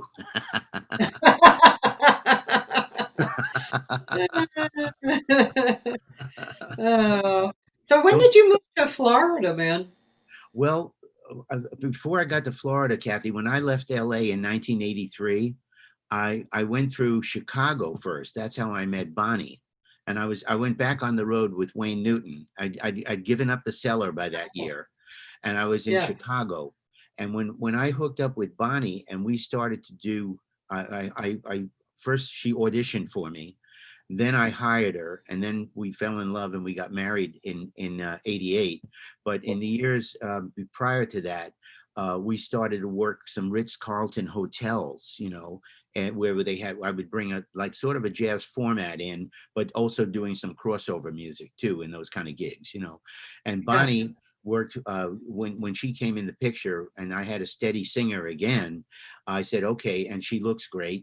So I said, let's try to get like Atlantic City or Vegas, that kind of thing, because that's where the best gigs were for what kind of thing we were doing. So long story short, we played in Atlantic City at Caesars, and I had a real cool thing going there at Cleopatra's Barge for a while.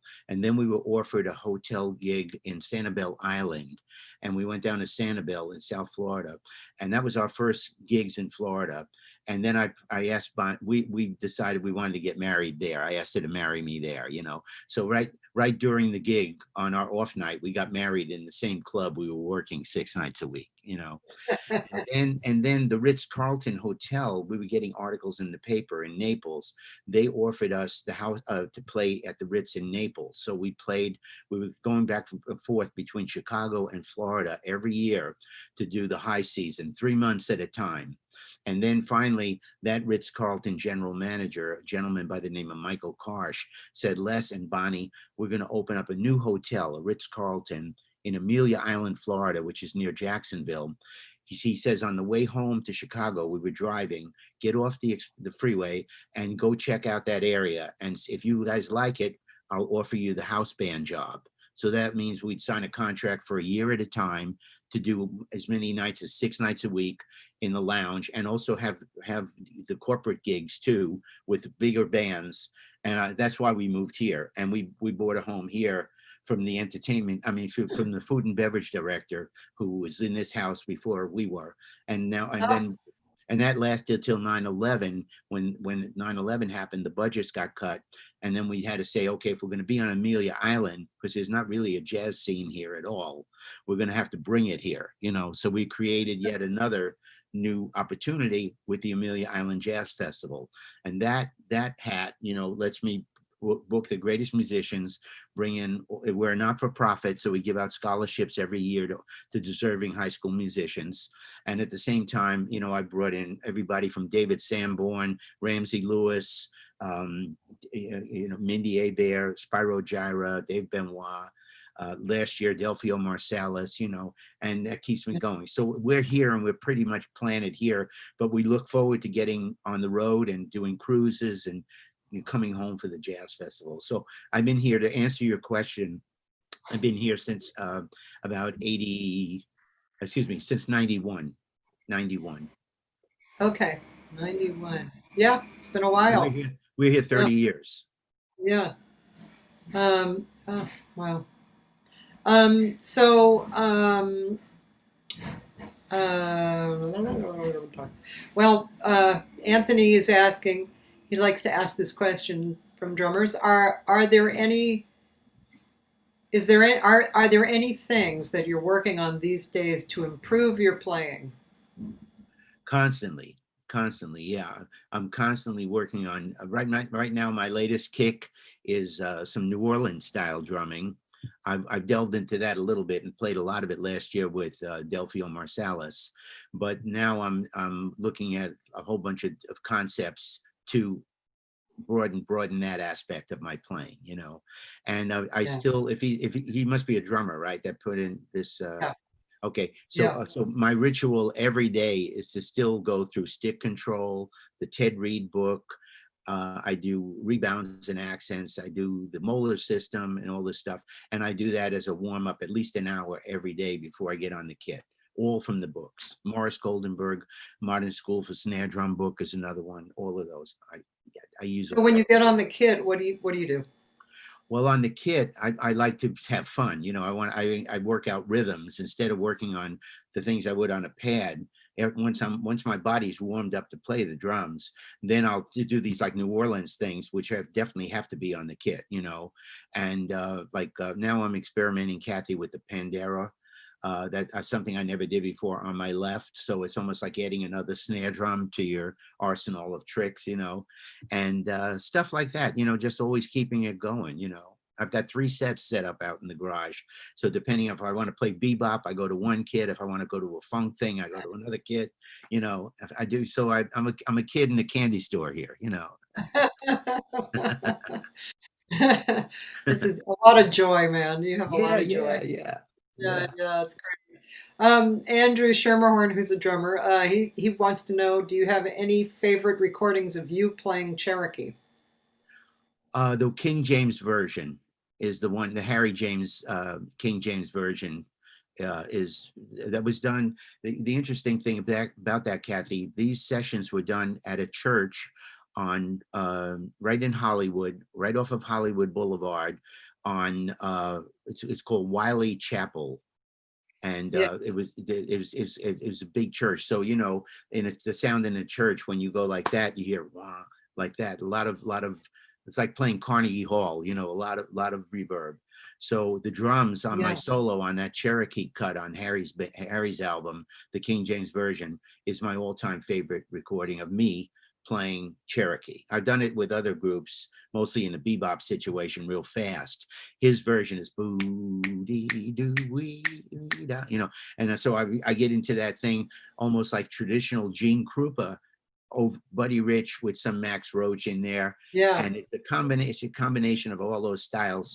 And I had a lot of fun. You know, it was all improvised, but I remember when I did that record, I bumped into Butch Miles, you know, at the pro drum shop, you know, and Butch was with Basie at the time, and he said, "Man," he said, "that drum sound on Cherokee, Les, is kicking ass, man." So I said, "Yeah, I know, I'm happy with that," you know. I mean, I know I want to hear the other things too that we talked about, but I just wanted to know. Yeah, there's live things from Buddy. Let's see. Wait a minute. Harry James. I found the Harry James King James version. Yeah, that but Cherokee is on that. Mm-hmm. Yeah, I found like the whole complete LP, but I'm not sure where it might be. You know, it's not that one, right? No, that's going.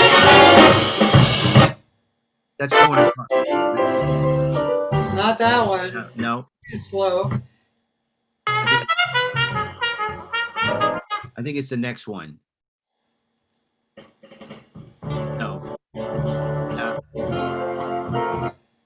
Now the it says the order it says is side 2. Oh no, side 1. It's on side 1. On side 1. I think it's track 3. Okay, let's see. Maybe this is it. Oh yeah, this is it.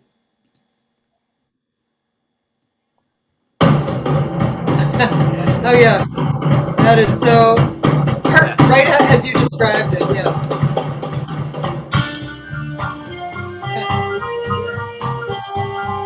I love that tempo. Oh yeah, that's a good tempo, isn't it? Yeah, Yeah. yeah.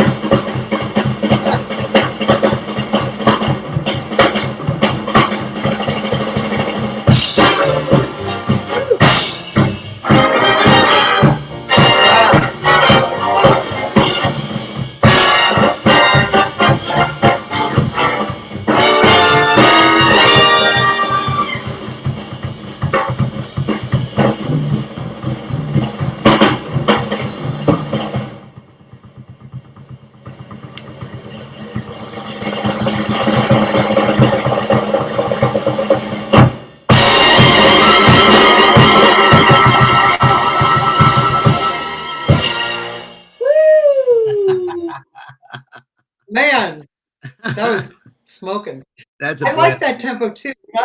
Yeah, when I call off Cherokee, I like, sometimes I even like it slower, just like groove, bum, Oh yes, it's a yes, good song to do that with. yes, yes, yes. Especially with the lyrics too. Yeah. If you sing the lyrics, it's so, it's a beautiful, beautiful little tune. I love Cherokee. Yeah, yeah. So I'm gonna let's see. I'm gonna do Vimeo. Just so you know, it doesn't see it seems to cut in and out, but we're still gonna watch it. Okay, Bonnie singing. okay. Yeah, Is this the Taking a Chance on Love, Kathy, or? I think it is. Okay. Yep, it is. So this And was done. let me get the share screen. Share screen. Yeah, go ahead. This was done. This was done at the You can last year's Amelia Island Jazz Festival. Okay, cool. Thank you. Welcome.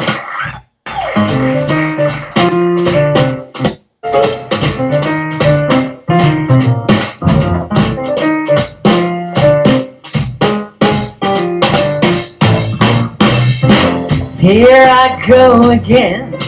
I hear those trumpets blow again, all aglow again, taking a chance on love.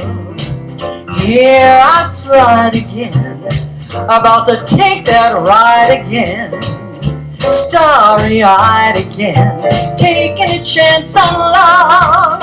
I thought the cards were frame up, I never would try. But now I'm taking the game up, and the ace of hearts is high. Things are mending now, I see a rainbow blending now. We'll have a happy ending now, 'cause we're taking a chance on love.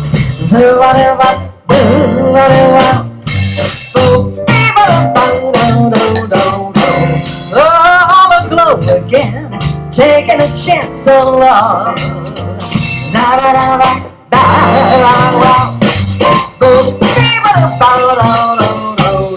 Sorry-eyed again, taking a chance on love.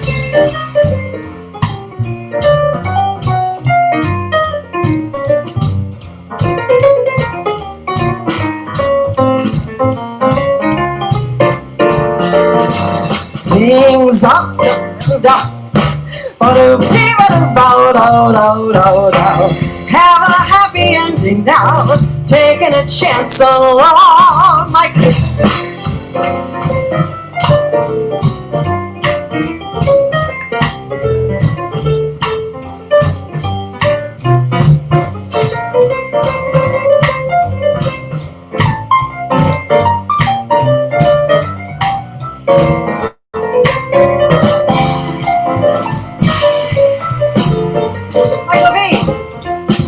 Well, I thought the cards were a frame up, I never would try. Now I'm taking the game up, and the ace of hearts is high. Things are mending now, I see a rainbow blending now. We'll have a happy ending now, 'cause I'm taking a chance, taking a chance, taking Welcome to Vimeo. Yeah. Come on, Vimeo. Come. Yeah.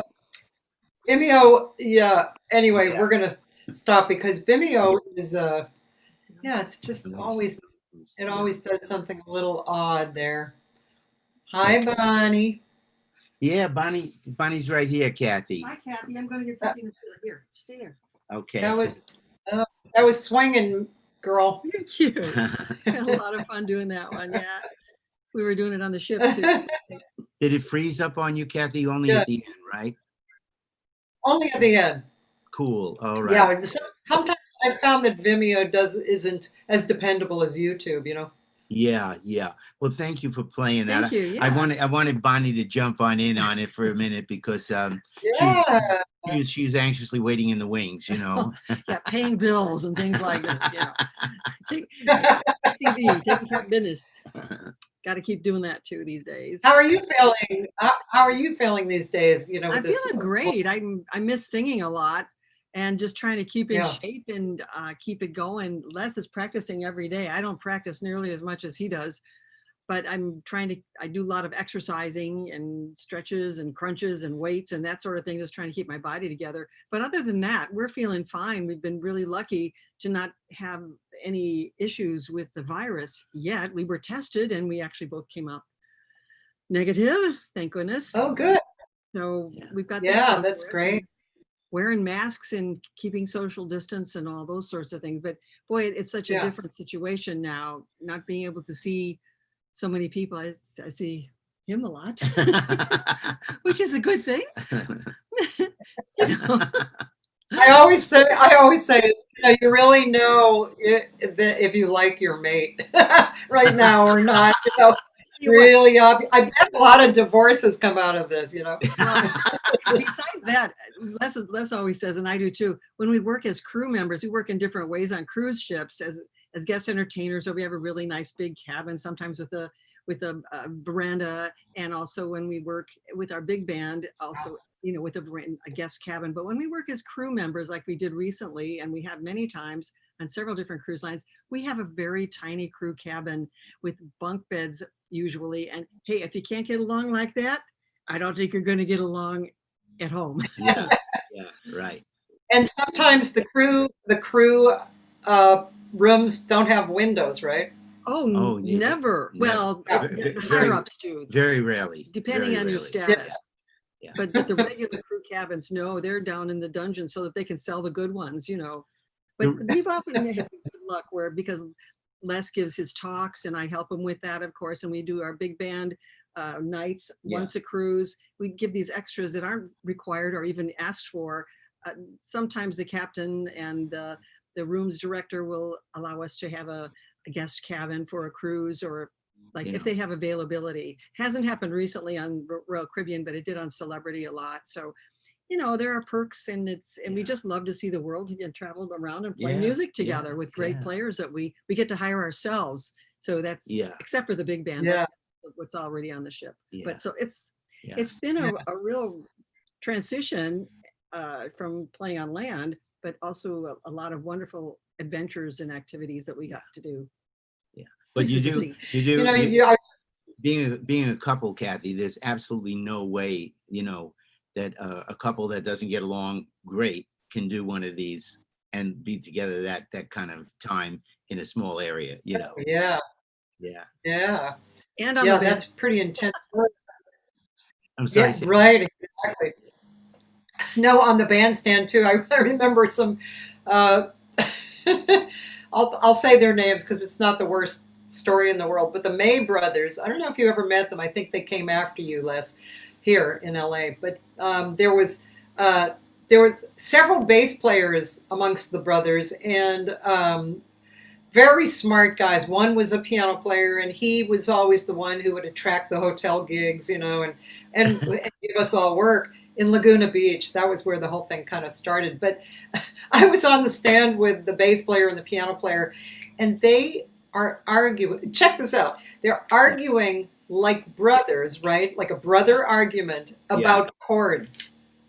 Oh no. And I turned around and I said, "What the hell are you guys doing?" It was so funny. It wasn't just like a normal argument between friends. It was brother type of argument. Yeah. Oh, take it home, right? Kitchen table, whatever. Yeah, man. Yeah, or go talk about something else. Yeah. But you guys both look so good, and you're so full of joy. It's so obvious that that's going to make you live a long time in a happy way. To do. I'm not sure if Les told you or not. I heard him talk when I was in the other room. I heard him talking about the upcoming, hopefully, jazz festival in October. But we do have an event that we're hoping to still do in September. It was supposed to be on Easter weekend, and now we're hoping to do it on Labor Day weekend, which is our full big band here on Amelia Island. And we don't do it that often anymore. When we were at the Ritz-Carlton, we were doing it sometimes 8 times a year, but now, people don't like to pay for the full big band. So we use it as a benefit concert for our scholarship fund, which is really a wonderful thing. We bring in the whole big band, and it's a plated dinner dance at a lovely hotel here. And we're still hoping to do it, but we're kind of on the fence because Florida is just raging right now. But really the most exciting thing, and I brought this up, is every year we give a scholarship. I did talk. Yes, and so we're going to award it at that event, and it's really an exciting thing. And the young lady we have chosen this year is really wonderful. Yeah. Oh, really? Is the scholarship for college, or what is it for? Yeah, it's to study music in college. It's a 4-year grant, but we give them an award every year if they stay within all the guidelines. Yeah. And if they don't, of course, then they can't. And we check out their grades and keep in touch with their. It's a financial, award. Yeah. We've had 2 or 3, depending on how the grades turn out in the schools this year. Right. So, wow. Yeah, we're excited about that. It's a way to keep it going. Wow, that's so nice. Pass the flame. Yeah. Yeah. So, would you consider doing it outside to get a bigger crowd, or because Les was saying that festival? Like you were saying that the big band thing, because you were saying that 8 people are now 4 people. Yeah, the thing with that, Kathy, is that first of all, the staging. If we go outside, we would probably be looking at renting tents and staging, and it would be the expenses would be really big, and the spaces we have to work with here on Amelia Island at this point, they're just not conducive to that, but we're thinking about every possibility that we have to. One of our free events is usually a big park concert, and even though it's free, there we have to be careful there, because even though it's free, people can still come and get very close, and the people that are okaying whether we can do it or not are concerned about that at this point here in Florida. Another consideration with outdoor concerts is ticketing, how to keep it contained, and Mother Nature with the weather. Yeah. We did have a really lovely venue when we first started this early on, a little courtyard at a church. And one year we were lucky, it didn't really happen until one year it got really bad. And so we had to reorganize it, put some in the sanctuary and some in the fellowship hall, and switch them back. And it's a nightmare. So it's challenging, if it's outdoors. It's so we really voted to keep it inside for that reason. Yeah. Yeah. Anyway, So I'm sorry, I didn't realize, is Florida spiking again? We're leading the entire country and probably the entire world. I think there were 10,000 new cases as of like today. Our area, Oh, which my. is relatively small and quite rural, not in our little town, but the whole Northeast Florida, we're the most northeasterly point of Florida. It almost goes up into Georgia. We're defined by a Yeah. river between Georgia and Florida. It's not too populated, so we've only had 3 deaths the entire time, and I think something like 500 cases altogether. However, we stayed really low until this month, where we started getting up to 45 cases a day, and now we were down to 23 yesterday, just in our county, which does not include really Jacksonville. They're in a different county, which has millions of people. Yeah. They have a lot more. Yeah. So that's where we stand right now. But the whole state is leading, I think, the world. Yeah. So we're just hanging in, keeping tabs on it, Cathy. Yeah. Yeah. Yeah. So we Such can an interesting moment. It's so surreal, it's like a sci-fi movie or something. Yeah, right? I know, I do. It's really, Yeah. Absolutely. And so we just got to keep Very watching and seeing and trying to keep everyone healthy, and really would love to just try to make everybody happy with some jazz, Anyway, like you're doing. now, Cathy, you also knew Josh Hanna out there, right? Yes. Yeah. And did you hear Josh when he played with me at the Cellar or Concerts by the Sea? That's where we recorded that live album. Know that I did. I mean, of course, mostly heard him at the $2 bills. Josh Hanna, for those of you who don't know him, which probably a lot of people out there don't, he was an English guitar player singer who was astounding. It would be like if you went in and heard him, your mouth would fall open, because he had a double voice thing that he could do. And remember his big song was Rocket Man. Yeah. Yeah. Yeah. He was really a genius, and I believe he's still like maybe in Arizona or somewhere, I think. And we were talking about him a little bit yesterday. Maybe through this broadcast, maybe we can find out where he is and ask him to join in, because I'd love to hear play his version of Freedom Jazz Dance, and we have to do this for Sonny too, for Sonny Wilkinson. I remember Sonny out there coming to some of the gigs, and another great singer, by the way, Sonny Wilkinson. Yeah. Yes, she is. Well, let me pull that up. I saved it, and let's see if this will sound decent on, this is Josh. And so what's the story on this one? Okay. The story on this one is we recorded 2 albums live at Concerts by the Sea, which was owned at the time by Howard Rumsey. He happens to be the former bass player of Stan Kenton's band. So he's the one that started the Lighthouse down there in Hermosa Beach, and the Concerts by the Sea was in Redondo Beach, a basement club. My band on this is Don Menza on saxophone, Jim Coyle on alto saxophone, Ralph Rickard on trumpet, Ramsey Embick on piano had replaced Robbie Robinson, Rex Robinson on bass, and Eddie Harris's guitar player, Ronald Muldrow, on guitar. And I had Gino Vanelli's percussion player named Dito. Dito Morris is playing percussion on this.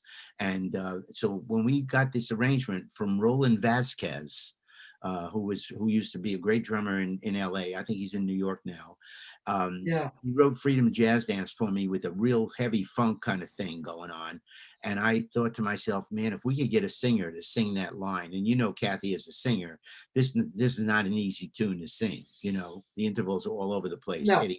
Eddie Harris, So Josh came into a rehearsal, and he just blew us all away. And I said, man, you're on the record, and then we started to play other gigs. And I added another tune called Music is the Message that's also on that same record. But that's the story of how Josh came into it. And then after that, he was such a great cat too, I mean, we became like brothers, and me and him and Richie Cole and Eddie Jefferson, he loved Eddie, Eddie was like the godfather to him, Yeah. So that's the story. I'm very honored to have had him in my band. Music is the Message. That sounds familiar. Why does it sound familiar?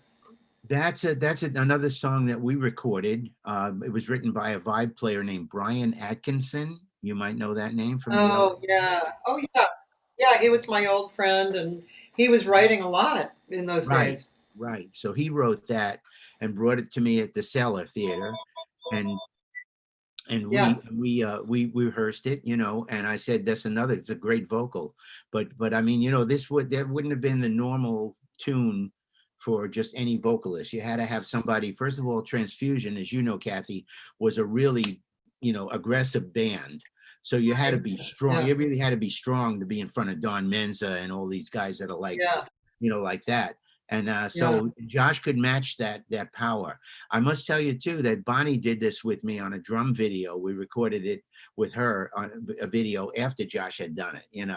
So in she, the 80s, yeah. so she kind of learned it from Josh's I version. did. That was a challenge. But when Josh did it, as you will hear, there's all this magic spontaneity, and then he and I break it down to just drums and voice, and then the bass comes in, and we start to stack the rhythms, and it's one of those first take kind of things. It's got the real vibe, the real good vibe. Yeah. Cool. Okay. Well, sorry. Here it is. Just thinking about that line makes you cough, man. Really? Okay. Here we go. All right, Josh Hanna, here we go, buddy. Transfusion.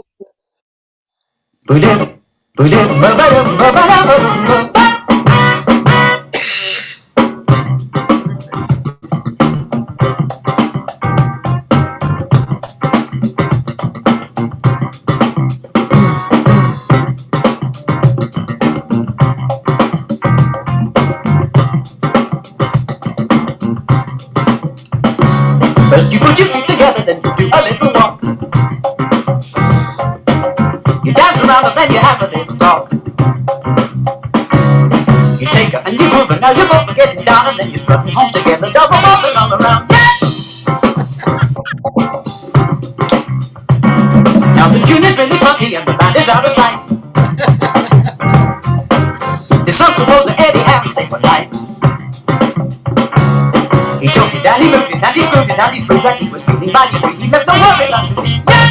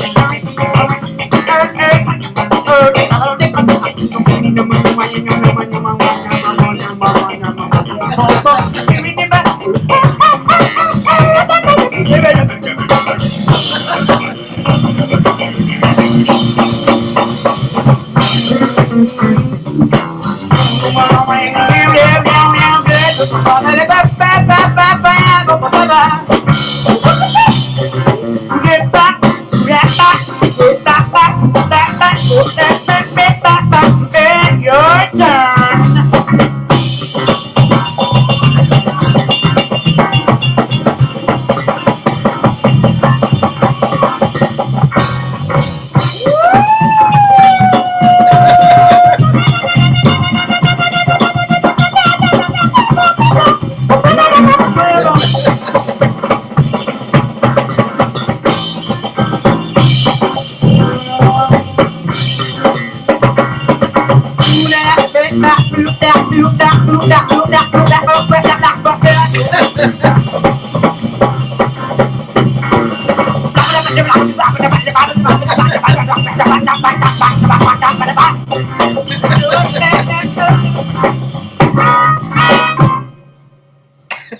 I don't know just how to do it, so I'll leave it up to you. But listen as the rhythm tells you what to do. And you will feel excited, do some stuff you never knew. Why don't you try to dance the rhythm? It's the greatest thing to do. Yeah! It's a new mother here, you know LSD. Except you do some changes unpredictably. And when you get to feeling good, it makes you want to shout, this is the greatest jam in the Mr. Smiling on the ground. Yeah!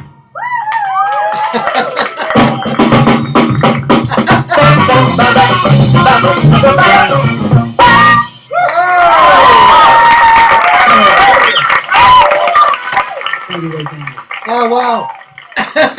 That was great. And what an ending, man. The ending was cool. Yeah. That's Roland's writing. Roland Vasquez, Cathy, great writer, great cat. Yeah. Yeah, I remember him well. He used to live I remember he used to have this huge house that he rented rooms out in. I mean, there was a whole bunch of musicians. And one of those huge LA mansions. Right. And I think he also, the way I met him, Cathy, he only lived, that house was very close to the cellar, right? Was it in that Wilshire? Yeah. Yep. Yeah. Yes. Yeah. Mm-hmm. Yeah. And what a great, he had a great band, and a lot of the same guys. He would use Ralph Rickard in his band, and Jim Coyle, Oh, Ralph Rickard. We kind of knew a lot, used a lot of the same guys. Yeah. And who was on bass again? I'm sorry?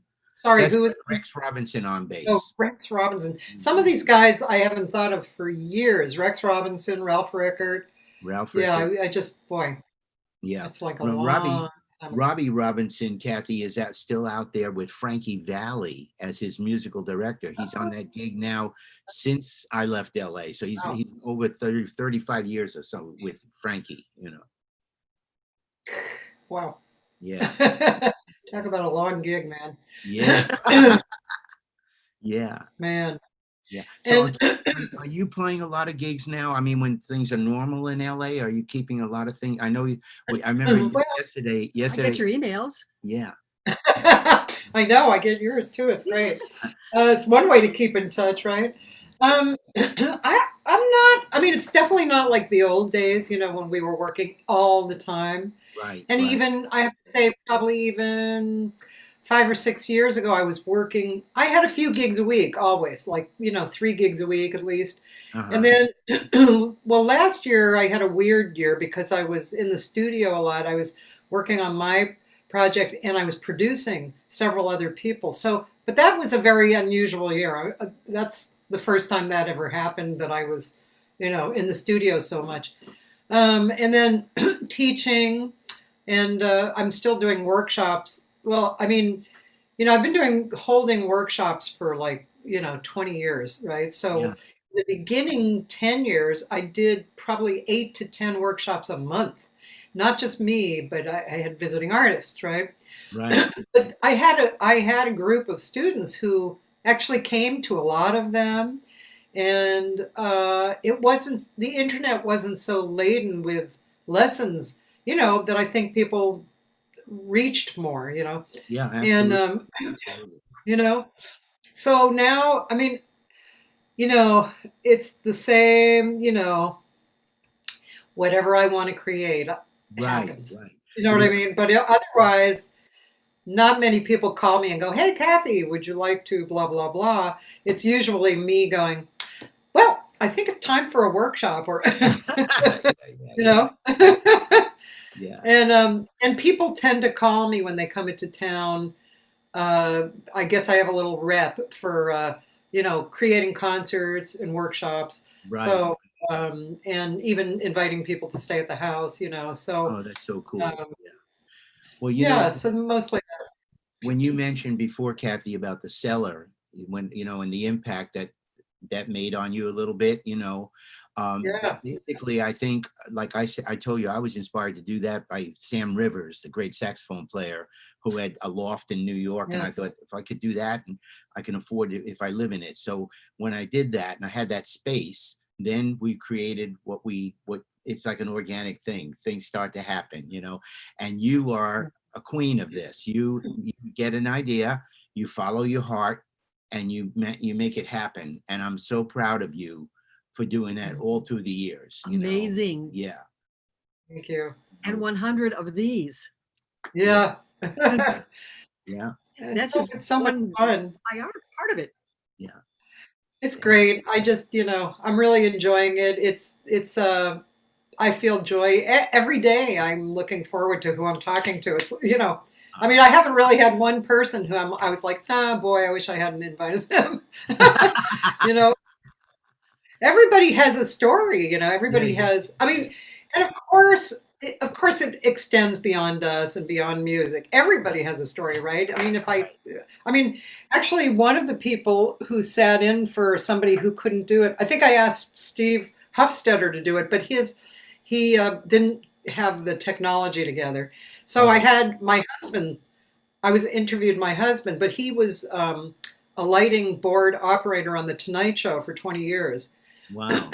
And so, he had a lot of great stories, Sure, and sure. Yeah. yeah, but I mean, yeah, it was kind of interesting. But the thing is, it's even if I called, a cousin or something, they'd have a story too, Oh, But sure, we sure. have interesting stories because of the nature of what we do. We have, Right. we could work with hundreds of people, in a Sure, year, sure. Yeah. and we have. I mean, look And at we your have. career, Yeah. Yeah. it's amazing. So, and again, as I always say, I just really like showing, kind of confirming and showing that what you do is you put one foot in front of the other. You just keep walking forward and it all works out. It works out great. I mean, look at you guys, and how you met and then what happened in your lives, musically and, I mean, you've 33 given a years. huge, Can you believe it? We've been working together 33 years. We still and Married just 33. think about the number of people who you've affected. Thousands and thousands and thousands of people, Yeah. seriously. Thank you. Together, which is Yeah. an amazing thing Yeah. too. It's Well, a it's all beautiful about thing. It when really it comes down to the nitty gritty, Kathy. It's all about the love of the music. That's what makes us feel best. And when you do it, you want to share it. And it's, that's those moments, just like that incredible night with Josh at Freedom Jazz Dance.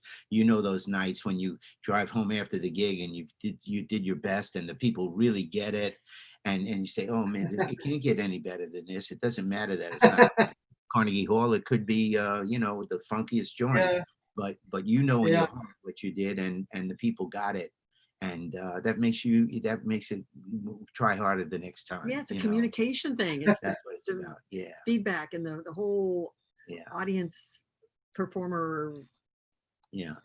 conversation. I was talking to Vibe. George Wein on a recent cruise, and we were talking about the jazz business, and he said, Les, we all got to be crazy to be in it in the first place. I mean, think about it. You have to love jazz in the business, It's besides playing, and we all love to play it, but you got to love it so much that you have to know how to book it, how to promote it, how to organize it, all of those elements. And he says, if I wasn't crazy, I wouldn't even touch this. He says, this is just what I have to do. And then look at what he did. And he's still doing it at 90 Yeah. some odd years old. God bless him. Yeah. We dedicated Yeah. one of our CDs to George. It's nice. called Feeling Good. And we had the opportunity to have him on a cruise with us, and he was walking around with a Should I cane, show the picture? with a cane and a walker, and all that, yeah, you can, if you're feeling good.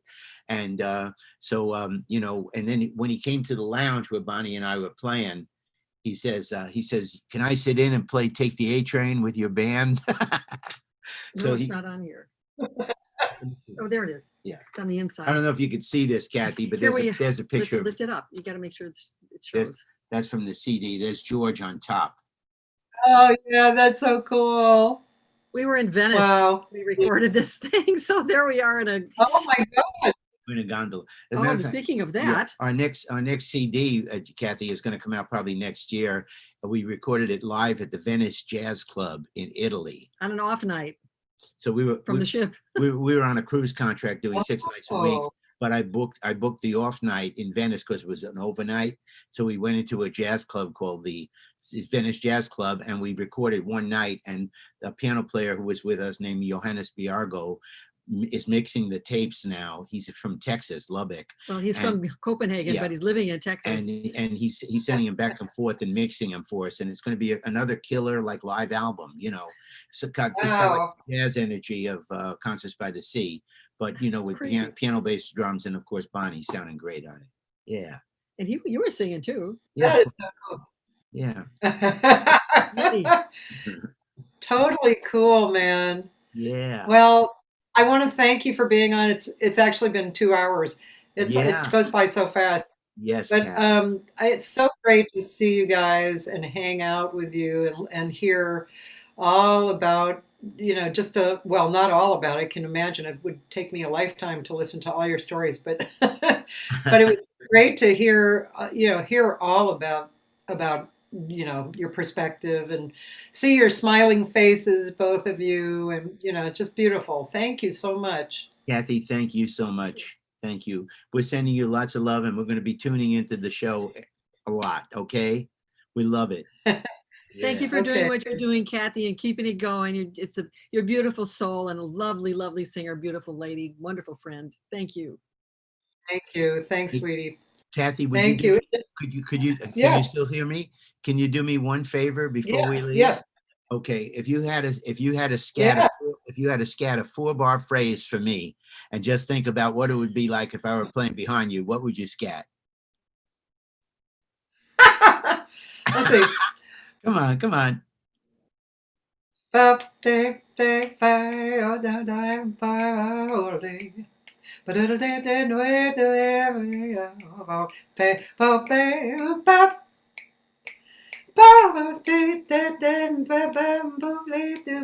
don't want to stop now. And in those spaces, I can hear you playing. Beautiful. Okay, for all Cathy's fans out there, you can buy that CD by sending a check to Les DeMerle and Bonnie Isel in Florida. We'll mail order it to you tomorrow. Cathy, what a ball. All right. Thank you. Okay. Bye-bye. Love you guys. Okay, love you too. And everybody, just before you guys go off, tomorrow is my day off. Friday, Calabria Foti, and perhaps her husband, Bob McChesney, will show up. Oh, and wow. Actually, Saturday, Jack Mouse, drummer from Chicago. Right, we know him very well. Janice Corley used to sub for her on some gigs. Yeah, exactly. So he's going to be on Saturday, and Sunday's John DeVersa. Oh, man. Please tell all the guys I said hello if you get an opportunity. Okay, I will. Okay. All right, bye. Bye. Love you. Love you Bye. too. Bye. Bye. Bye, everyone.